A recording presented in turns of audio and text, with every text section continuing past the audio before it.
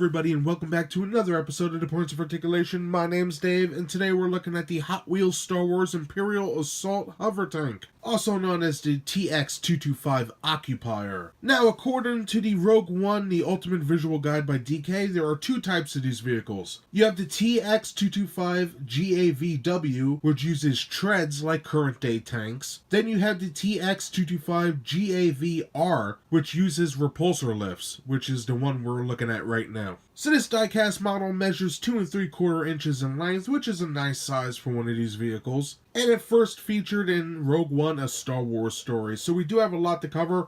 We're going to look at the mold, the paint, put on a stand, compare it, and then we'll be done. So let's get moving. Starting this review off looking at the mold, I must say this is a very nice ship. Let's begin in the front. Now this has a lot of stuff going on. Inside here we have our engines, we have a gunner right here, our pilot, and the commanding officer basically sits in here or stands outside looking. But it's very nice. A couple grates, modules, raised sections, we got some hatches. Very accurate trooper, nice helmet there. Pretty cool. And some great details. Now in the back right here we have our armored cargo modules. In Rogue One they carried kyber crystals. But I guess the Empire could use them to carry other things as well. With some great details on there as well. We have some grates. Nice lines. Pretty cool. Then on the sides here, I like to call this the deck. We have some lines and what looks like screws or rivets. Very cool. That's the same on this side as well. And this thing just has a lot of nice details. Like on the side here. On this side it's different. But pretty cool nonetheless. And now we have our weapons. Now this has two medium cannons on the right and left hand sides. Pretty good. Now in the movie this is open here. But you know, it's basically made for kids, so it's all plastic. Now the cool thing about these are, they move that far up. And about that far down. It feels like you're going to break it if you push. So just leave it like this or in any position going like that. Pretty nice. In the center here we have our anti-personnel medium cannons. Very nice as well. And now we have these sections. Now in the DK book and a lot of other diagrams of these ships, these panels do so much. But in short, they're basically armor. And they go all the way from the top down to the bottom of the craft. And then we have panels that start in the beginning of the ship and go down. And there are some nice designs here, especially right there. Pretty cool. On the back, we have the ridges as well, up until the deck. Very nice. And then we have 3 rectangles right there. Pretty awesome. Well, maybe a square. And then the same on this side. Very nice details. Sick. Now on the bottom it's basically flat. We have our 2 rivets, copyright crap, and stand port.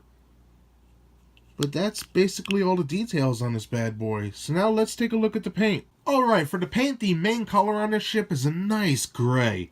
And that's from the guns, the front all the way to the back, even the bottom. Very nice shade there. Now on top of that gray, we have metallic silver, which is fantastically done. I just love this effect here that looks like worn metal. Pretty awesome. It's on the deck as well. And in the front of the ship.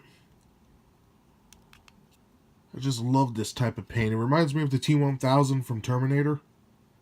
That dude scared the hell out of me when I was a kid. Now next we have orange, which is this molded plastic back here. And on top of that is a nice dark gray. Now I thought it was black. But trust me, I put it under a light, it's extremely dark gray. And that's these sections here. Little tabs on top and in the back. Pretty nice. Now the trooper, he is white plastic with a black visor painted. So that's pretty sharp. And that basically does it for the paint. So we looked at the mold and the paint, so let's put this bad boy on a stand, compare it, and we'll be done for today. And just like all Hot Wheels ships, it comes with a cool stand. This one's a little different than normal. However, you just plug it in like so, hear that click, and you're good to go. And for comparison with the Hot Wheels Imperial Hovertank, First up, we have the Hasbro Micro Machines Hovertank, which is a great model if you could get your hands on it. Then right here we have the Hot Wheels Millennium Falcon, which is from the Last Jedi line. And finally, we have the First Order ATM-6, also by Hot Wheels. Great ships all around. And that does it today for my review of the Hot Wheels Star Wars Imperial Assault Hovertank, aka the TX-225 Occupier. So again, this ship is about 2 3/4 inches long, which is pretty nice, and it first featured in Rogue One: A Star Wars Story. So what are the pros and cons of this ship? First of all, the mold is amazing. I truly do like the detail. I think it is astronomical. Also, the paint is amazing. I like all that silver and the clean paint apps to the orange, and also the pilot. The stand also very unique, different than what we've seen before, but it does fit with the collection and I like it for that. And also price. At retail, you could pick one of these bad boys up for $4.99, and I think it's worth it. There's a lot of metal on here. And for cons, I have none. I think this ship is nice. If I had to nitpick, as always, I would say a nice black wash on here would do it wonders.